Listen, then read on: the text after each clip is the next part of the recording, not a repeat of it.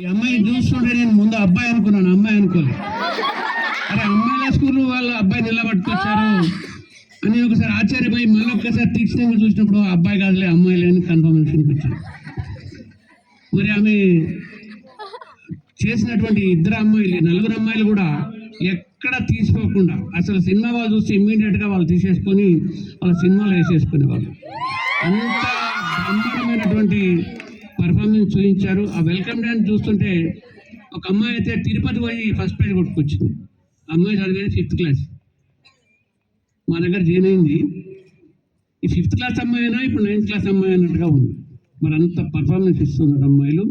అంటే మనం దేనికి కూడా తీసుకోలేదు. ఇంకో విచిత్రమైనటువంటి విషయం మీకు తెలియదు, మన బీసీ రెసిడెన్షియల్ స్కూల్స్ గురించి.